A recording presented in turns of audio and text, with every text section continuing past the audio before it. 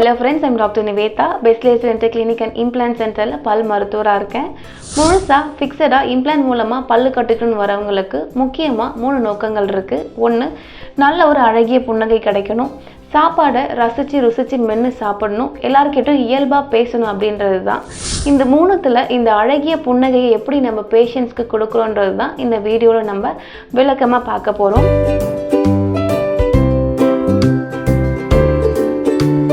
ஒரு அழகிய புன்னகையை எப்படி நம்ம உருவாக்குறோன்றதை பார்க்கறதுக்கு முன்னாடி புன்னகையில் எத்தனை விதமான பிரச்சனைகள் இருக்குது அப்படின்னு பார்க்கலாம்.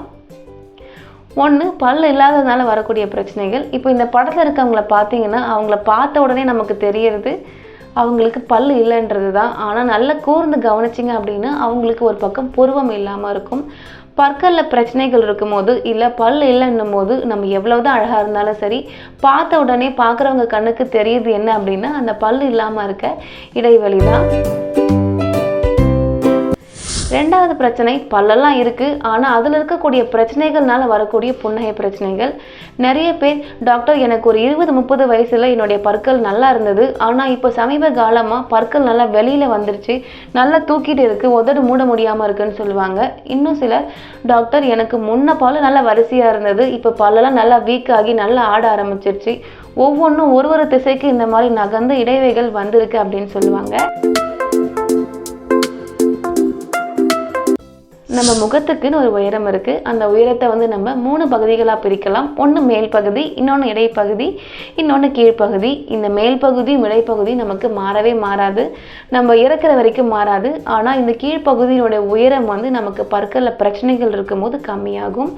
இந்த மாதிரி இந்த கீழ்ப்பகுதியோட உயரம் குறையிறதுக்கு 4 விதமான காரணங்கள் இருக்குது. 1, கடவாப்பல் எடுத்துட்டு நிறைய வருஷமாக நம்ம கட்டாமல் இருக்கோம் அப்படின்னா நமக்கு இந்த கீழ்ப்பகுதியினுடைய உயரம் குறையும். இப்போ இந்த படத்தில் இருக்கவங்கள பார்த்தீங்கன்னா அவருக்கு நிறைய கடவாப்பற்கள் இல்லை, நிறைய வருஷமாக அவர் பல்லு கட்டாமல் இருந்தார், அதனால் அவருடைய கீழ்ப்பகுதியினுடைய உயரம் குறைஞ்சிருக்கு. 2வதா நமக்கு பற்கெல்லாம் நல்லா தேஞ்சிருக்கு அப்படின்னாலும் இந்த மாதிரி நமக்கு கீழ்ப்பகுதியோட உயரம் குறையும். இப்போ இந்த படத்தில் இருக்கவங்கள பார்த்தீங்கன்னா இவர் ரொம்ப பிரபலமான நடிகர், இவருக்கு இந்த கீழ்ப்பகுதியினோட உயரம் குறைஞ்சிருக்கு. 3வது முக்கியமான காரணம் இதுதான், பற்கள் வீக் ஆகும்போது நல்லா ஆட ஆரம்பிக்கும். அந்த மாதிரி ஆடும்பொழுது பற்கள் இப்போ இந்த படத்தை நீங்கள் பார்க்குற மாதிரி நல்லா வெளியில் நகர்ந்து விரிஞ்சு இருக்கும். இந்த மாதிரி இருக்கும்போது நமக்கு இந்த கீழ்ப்பகுதியினுடைய உயரம் குறையும். 4வதா பல்ல இல்லைனாலும் கூட நமக்கு இந்த மாதிரி இந்த கீழ்ப்பகுதியினோட உயரம் குறையும். பல் இல்லாததுனால உதட்டுக்கும் கன்னத்துக்கும் தேவையான சப்போர்ட் இல்லாததுனால தசைகள் எல்லாமே தளர்ந்து கண்ணை உள்ளே போயிருக்கும், டொக்கு கூட விழுந்த மாதிரி இருக்கும். அது அவங்களுக்கு ஒரு வயதான தோற்றத்தை கொடுக்கும். இதெல்லாம் தான் ஒரு புன்னகை சரியில்லாமல் போகிறதுக்கான காரணங்கள். அடுத்து ஒரு புன்னகை எப்படி இருக்கணும் அப்படின்றத பார்க்கலாம். ஒரு நல்ல புன்னகை, ஒரு அழகிய புன்னகை எப்படி இருக்கணும் அப்படின்னா அது அவங்களுடைய முகத்துக்கு பொருத்தமானதாக இருக்கணும். பார்க்குறவங்களுடைய கண்களை உறுத்தாத மாதிரி இருக்கணும். இது 2 இருந்ததுன்னா அந்த புன்னகை ஒரு அழகிய புன்னகையாக மாறும். அழகிய புன்னகையாக மட்டும் இல்லாமல் ஒரு தன்னம்பிக்கையான புன்னகையாகவும் மாறும். அடுத்து இந்த புன்னகையை நம்ம எப்படி உருவாக்குறோம் அப்படின்றத பார்க்கலாம். முதல் நாள் பல்லெல்லாம் எடுத்துட்டு இம்ப்ளான்ட் பொருத்துகிற செயல்முறை நடக்கும். 2வது நாளில் இருந்து தான் இந்த புன்னகையை உருவாக்குற செயல்முறை நடக்க ஆரம்பிக்குது. பற்களுடைய அழகையும் முகத்தோட அழகையும் மொத்தம் 8 விஷயங்கள் நிர்ணயிக்குது. இந்த 8 விஷயமும் சரியாக இருந்தது அப்படின்னா அவங்களுடைய புன்னகை பார்க்கறதுக்கு அழகாக இருக்கும். அந்த 8 விஷயங்கள் என்னன்றதை பார்க்கலாம். முதல் விஷயம், முகத்தினுடைய கீழ்ப்பகுதியினோட உயரம் எவ்வளவு இருக்கணும் அப்படின்றது. ஒருத்தருக்கும் இந்த முகத்தினுடைய கீழ்ப்பகுதியோட உயரம் என்றது வேறுபடும். சிலருக்கு அது 55 இருக்கலாம், சிலருக்கு 60 இருக்கலாம், சிலருக்கு 65 மில்லிமீட்டராக கூட இருக்கலாம். அவங்களுக்கு எந்த அளவு உயரம் வச்சா சரியா இருக்கணும்ன்றத முதல்ல நம்ம கண்டுபிடிக்கணும். இது கண்டுபிடிக்கிறதுக்கு பல முறைகள் இருக்கு. ஒன்று மருத்துவர் உங்களை எம்னு சொல்லி இந்த உயரத்தை கண்டுபிடிப்பாங்க. இதுதான் நம்ம ஆங்கிலத்தில் ரெஸ்டோரிங் த வெர்டிகல் டைமென்ஷன் அப்படின்னு சொல்லுவோம். இந்த உயரம் அளவுக்கு அதிகமானாலோ இல்லை அளவுக்கு மிக குறைந்தாலோ புன்னகை சரியா இருக்காது. சரியான உயரம் நம்ம வச்சோம் அப்படின்னா அந்த புன்னகை பார்க்கறதுக்கு அழகா இருக்கும். புன்னகை மட்டும் இல்லாமல் அவங்க முக அமைப்பை பார்க்கறதுக்கு இயல்பானதாக இருக்கும். 2வது விஷயம், உதடுகளை எந்த அளவுக்கு வெளியில் கொண்டு வரணும் அப்படின்றது தான். சிகிச்சைக்கு முன்னாடி பல் இல்லாததுனால நமக்கு உதடுகள் உள்ளே போயிருக்கும். அப்படி இல்லைன்னா நமக்கு பல் நல்லா வெளியில் தூக்கிட்டு இருக்கிறதுனால உதடுகள் வெளியில் வந்திருக்கும்.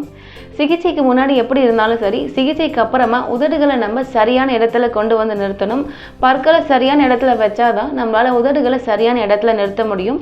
இப்போ இந்த படத்தில் இருக்கவங்கள பார்த்தீங்கன்னா, இவங்க வந்து உதடு நல்லா வெளியில் இருக்குன்னு சொல்லி அவங்களும் ஃபீல் பண்ணாங்க, நாங்களும் ஃபீல் பண்ணோம். அதனால அவங்களுக்கு உதடுகளை கொஞ்சம் உள்ளே வச்சு நம்ம டெஸ்ட் பண்ணி பார்த்தோம். இதை பரிசோதனை பண்ணி பார்க்கறதுக்கு நம்ம ஒரு ஸ்பெஷல் மெழுகு பயன்படுத்துகிறோம். இதுதான் வந்து நம்ம ஆலோவேக்ஸ் அப்படின்னு சொல்லுவோம். இதை பயன்படுத்தி உங்கள் உதடுகளை எந்த அளவு வெளியில் கொண்டு வரணும் அப்படின்றத நம்ம செக் பண்ணுவோம். அந்த வீடியோ தான் நீங்கள் பார்த்துட்டு இருக்கீங்க. மூணாவது விஷயம் ஃபேஷியல் ஃபுல்னஸ், அதாவது கன்னத்தினுடைய முழுமை எந்த அளவு இருக்கணும் அப்படின்றது. பல் இல்லாததுனால இல்லை பற்களில் நிறைய பிரச்சனைகள் இருக்கிறதுனால அவங்களுக்கு கன்னத்துக்கு தேவையான சப்போர்ட் இல்லாததுனால கன்னம் வந்து நல்லா உள்ளே போயிருக்கும், டொக்கு விழுந்த மாதிரி கூட இருக்கும். இந்த மாதிரி பற்களில் பிரச்சனைகள் இருக்கும்போது நிறைய பேர் சரியாக சாப்பிட முடியாமல் ஒரு 5லேருந்து 10 கிலோ வரை எடை குறைஞ்சிருவாங்க. இந்த மாதிரி இருக்கிற சூழ்நிலைகளில் நம்ம புதுசாக பல்ல வைக்கிறதுனால மட்டும் இந்த கன்னம் வந்து முழுமையாக வெளியில் வந்துடாது. ஒரு 20லேருந்து 30% கன்னம் வெளியில் வரும். மீதி நீங்கள் நல்லா சாப்பிட்டு இழந்த எடையை நீங்கள் திரும்ப அதிகரித்தா மட்டும்தான் உங்களுக்கு இந்த கன்னம் வந்து முழுமையாக வெளியில் வரும். இப்போ இந்த படத்தில் இருக்கவங்கள நீங்கள் பார்த்தீங்கன்னா, சிகிச்சைக்கு முன்னாடி 45 கிலோ இருந்தார். அவருக்கு கன்னத்தில் டொக்கு கூட விழுந்திருந்தது. சிகிச்சைக்கு அப்புறமா 10 மாதம் கழித்து அவங்க திரும்ப வரும்பொழுது அவருடைய உடல் எடை வந்து நல்லாவே அதிகரிச்சிருந்தது. இவங்களுக்கு எல்லாமே பல்லு கட்டின உடனேயே அந்த கன்னம் முழுமையாக வெளியில் வந்ததானா இல்லை, அவங்க ஒரு வருடம் கழித்து நல்லா சாப்பிட்டு உடல் எடை அதிகரித்ததுக்கு அப்புறம் தான் அவங்களுக்கு கன்னம் வந்து முழுமையாக வெளியில் வந்தது. அதனால் பல்லு கட்டின உடனேயே கன்னம் முழுசாக வெளியில் வந்துடும் நினைக்காதீங்க. கன்னம் வெளியில் வர்றதுன்றது பல்லு மட்டும் சம்மந்தப்பட்டது இல்லை, உங்களுடைய உடல் எடை மற்றும் கன்னத்தில் இருக்கக்கூடிய கொழுப்பும் சம்மந்தப்பட்டது. நாலாவது விஷயம் என்ன அப்படின்னா, மேல் தாடையில் இருக்க முன்னாடி இந்த 2 பற்கள் எங்கே இருக்கணும் அப்படின்றது தான். இந்த 2 பற்களை தான் வந்து நம்ம சென்ட்ரல் இன்சேசர் அப்படின்னு சொல்லுவோம். அதாவது தமிழில் இதை வெட்டு பற்கள் அப்படின்னு சொல்லுவோம். இந்த 2 பற்களும் சரியாக முகத்தோடைய நேர்கோட்டில் இருந்தது அப்படின்னா அந்த புன்னகை வந்து பார்க்குறதுக்கு அழகாக இருக்கும். ஒரு 3லேருந்து 5 மில்லிமீட்டர் வரை அது வலது பக்கமாகவோ இடது பக்கமாகவோ தள்ளி இருக்கலாம், அது ஒன்றும் பிரச்சனை இல்லை. இப்போ இந்த படத்தில் இருக்கவங்கள பார்த்தீங்கன்னா, இவர் வந்து ஒரு பிரபலமான நடிகர். இவருக்கு முன்னாடி இருக்க அந்த 2 பற்களுமே நேர்கோட்டில் இல்லை, நல்லாவே தள்ளி இருக்குது. ஆனால் இந்த புன்னகை பார்க்கறதுக்கு ஒருத்தலாக இல்லை, இயல்பானதாக தான் இருக்குது. இந்த பேஷண்ட் பார்த்தீங்கன்னா, இவங்களுக்கு அந்த முன்னாடி இருக்க அந்த 2 பற்களும் வலது பக்கமாக தள்ளி இருக்குது. ஆனால் இவங்களுக்கும் பார்த்தீங்கன்னா இந்த புன்னகை ஒருத்தலாக இல்லை, இயல்பாக தான் இருக்குது பார்க்கறதுக்கு. அடுத்து 5வது விஷயம் இதுதான். மேல் தாடையோடைய சிங்கப்பற்கள் எங்கே இருக்கணும் அப்படின்றது தான். கன்னத்தோடைய உள் வளைவையும் மூக்கோட ஓரத்தையும் நம்ம இணைக்கிற மாதிரி ஒரு கோடு போடணும். இந்த கோடை தான் வந்து நம்ம கெனைன் லைன் அப்படின்னு சொல்லுவோம். இந்த கோடுக்கு அருகாமையில் அந்த சிங்கப்பற்கள் இருந்ததுன்னா அந்த புன்னகை பார்க்கறதுக்கு அழகாக இருக்கும். கொஞ்சம் முன்ன பின்ன இருக்கிறதுனால ஒன்றும் பிரச்சனை இல்லை. அடுத்து 6வது விஷயம் டார்க் ஸ்பேஸ், அதாவது உதட்டோர இடைவெளி. நம்ம சிரிக்கும் பொழுது நம்ம உதட்டோடைய ஓரத்தில் இந்த மாதிரி சின்னதாக கருப்பு கலரில் ஒரு இடைவெளி தெரியணும். இதுதான் வந்து நம்ம ஆங்கிலத்தில் டார்க் ஸ்பேஸ் அப்படின்னு சொல்லுவோம். இந்த இடைவெளி சரியாக தெரிஞ்சது அப்படின்னா அந்த புன்னகை பார்க்கறதுக்கு அழகாக இருக்கும். அது ரொம்ப அதிகமாக தெரிஞ்சாலும் நல்லா இருக்காது. இல்லை அந்த இடைவெளியே இல்லைனாலும் வாய் ஃபுல்லாக இந்த மாதிரி பல்லா இருக்க மாதிரி இருக்கும். அடுத்து 7வது விஷயம், மிக முக்கியமான விஷயம், நம்ம சிரிக்கும் பொழுது கீழ் உதடின் வளைவுக்கு ஏற்ற மாதிரி மேல் பற்கள் இருக்கா அப்படின்றது. நம்ம சிரிக்கும் போது கீழ் உதடு இந்த மாதிரி ஒரு வளைவை உருவாக்கும். இந்த வளைவுக்கு ஏற்ற மாதிரி மேல் பற்கள் இருந்தது அப்படின்னா அந்த புன்னகை வந்து பார்க்கறதுக்கு அழகாக இருக்கும். இவங்களுக்கு இந்த வளைவு வந்து நல்லா இருக்குது. இவங்களுக்கு அந்த வளைவு வந்து அந்த அளவுக்கு பெரிய அளவில் இல்லை, அவங்களுக்கு அந்த வளைவு இல்லாமல் அது நல்லா நேராக இருக்குது. இந்த கீழ் உதடு சிரிக்கும் பொழுது எந்த அளவுக்கு வளையுதுன்றது ஒருத்தருக்கும் வேறுபடும். அதனால் அந்த வளைவு அவங்களுக்கு எவ்வளோ இருக்குதுன்றதை பார்க்கறதுக்காக சிகிச்சைக்கு முன்னாடியும் சிகிச்சை பண்ணும்போதும் பேஷண்ட்டை நல்லா சிரிக்க சொல்லி புகைப்படங்கள் எடுத்து அவங்க உதட்டுக்கு வளைவுக்கு ஏற்ற மாதிரி நம்ம பற்களை அமைச்சு கொடுப்போம். 8வது விஷயம் என்ன அப்படின்னா பற்களின் நிறம். பற்களுடைய நிறத்தை வந்து நம்ம 2 விஷயத்தை பொறுத்து தேர்ந்தெடுப்போம். ஒன்று, அவங்களுடைய முகத்துக்கு நிறத்துக்கு எந்த நிறம் சரியாக இருக்குது அப்படின்றத பார்ப்போம். 2வதா அவங்களுடைய தனிப்பட்ட விருப்பத்தையும் கேட்டு நம்ம பற்களுடைய நிறத்தை வந்து நம்ம தேர்ந்தெடுப்போம். அரிதா சில டாக்டர் எனக்கு நல்லா வெள்ளையாக பல் வேணும்னு சொல்லி கேட்பாங்க. அவங்களுக்கு அது சரியாக இல்லாமல் இருந்தாலும் கூட அவங்க கேட்குறாங்கன்றதுக்காக நம்ம அவங்களுக்கு அந்த மாதிரி செஞ்சு கொடுப்போம். பெரும்பாலும் முகத்துக்கு பொருத்தமான நிறங்கள் இருக்குது. அதை பண்ணும்போது அவங்களுடைய புன்னகை வந்து பார்க்கறதுக்கு அழகாக இருக்கும். இதெல்லாம் பதிவு பண்ணதுக்கு அப்புறமா இம்ப்ளான்ட்ஸையும் உங்கள் முகத்தையும் வந்து நம்ம டிஜிட்டலாக இந்த மாதிரி அளவெடுப்போம். அளவெடுத்துட்டு இது எல்லாத்தையுமே கம்ப்யூட்டருக்குள்ளே கொண்டு போய் எக்ஸாக்ட் அப்படிங்கிற சாஃப்ட்வேரில் உங்கள் பற்களை வந்து நம்ம உருவாக்குவோம். இது பண்ணுறதுக்கு 2லேருந்து 3 மணி நேரம் ஆகும். இதை பண்ணுறதுக்குன்னு தனி படிப்பு படித்த டிஜிட்டல் ஸ்மைல் டிசைனர்ஸ் இருக்காங்க. அவங்க உங்களுக்கு இந்த பற்களை தயார் செய்வாங்க. இந்த டிசைனிங் பண்ணும்போதே உங்கள் முகத்தில் அந்த பற்கள் வச்சா எப்படி இருக்குன்றதை நம்ம சேர்த்து பார்க்க முடியும். உங்கள் முக அமைப்புக்கு பொருத்தமாக இருக்கா அப்படின்றத பார்த்துட்டு 3D பிரிண்டிங் டெக்னாலஜி முறையில் உங்களுக்கு பற்களை நம்ம தயார் செய்வோம். 3வது நாள் தயார் செய்த இந்த பற்களை வந்து உங்களுக்கு நம்ம ஃபிட் பண்ணி உங்கள் முகத்துக்கு பொருத்தமாக இருக்கா அப்படின்றத பார்ப்போம். 99% அந்த 8 விஷயங்களையும் நம்ம சரியாக பண்ணுறோம் அப்படின்னா அது உங்கள் முகத்துக்கு பொருத்தமானதாக இருக்கும். அரிதாக சில சமயம் சில மாற்றங்கள் தேவைப்படும். அது என்னன்றதை நாங்களும் பேஷண்ட்டும் பேசி அந்த மாற்றத்தை கொண்டு வந்து 4வது நாள் உங்களுக்கு பற்களை வந்து நம்ம ஃபிக்ஸ் பண்ணுவோம். உங்களுக்கு கடிமானம் எப்படி இருக்குது, இந்த பற்கள் உங்கள் ஈறுகளில் எதுவும் அழுத்தம் கொடுக்குதான்றதை செக் பண்ணுறதுக்காக இந்த பல்லை வந்து உங்களுக்கு ஒரு 4 நாள் சாஃப்ட் சிமெண்ட்டில் நம்ம ஃபிக்ஸ் பண்ணுவோம். இந்த 4 நாளுமே பற்கள் வந்து உங்களுக்கு பார்க்குறதுக்கு இந்த மாதிரி வெள்ளையாக இருக்கும்.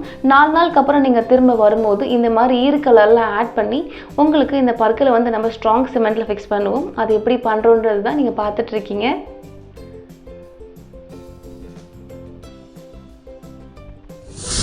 அடுத்து ஒரு 2 பேஷண்ட்டுக்கு இந்த 8 விஷயங்களையும் பயன்படுத்தி எப்படி நம்ம ஒரு அழகிய புன்னகையை கொண்டு வந்தோம் அப்படின்றத நான் காட்டுறேன்.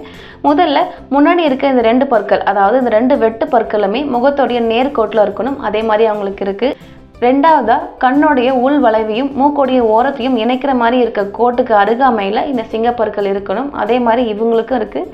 அந்த கோட்டுக்கு அருகாமையில் அவங்களுக்கும் சிங்கப்பற்கள் இருக்குது. 3வதா சிரிக்கும் பொழுது உதட்டுக்கு ஓரமாக அந்த சின்னதாக கருப்பாக இடைவெளி தெரியணும். அதுவும் இவங்களுக்கு தெரியுது, அவங்களுக்கும் தெரியுது. 4வது ரொம்ப முக்கியமான விஷயம் இதுதான். சிரிக்கும் பொழுது கீழ் உதடு ஒரு வளைவை உருவாக்கணும். அந்த வளைவுக்கு ஏற்ற மாதிரி நம்ம மேற்பற்கள் இருக்கணும். இவங்களுக்கும் அந்த உதட்டின் வளைவுக்கு ஏற்ற மாதிரி இருக்குது. அவங்களுக்கும் அந்த கீழ் உதட்டின் வளைவுக்கு ஏற்ற மாதிரி அவங்களுடைய மேல் பற்கள் இருக்குது. இந்த மாதிரி விஷயங்கள்லாம் சரியாக இருக்கும்பொழுது அந்த புன்னகை வந்து நிச்சயமாக ஒரு அழகிய புன்னகையாக மாறும். இந்த வீடியோ பற்றின உங்களுடைய கருத்துக்களையும் சந்தேகங்களையும் மறக்காமல் கீழே கமெண்ட் பண்ணுங்கள். அடுத்த வீடியோ வரைக்கும் கீப் வாட்சிங், stay happy and stay healthy.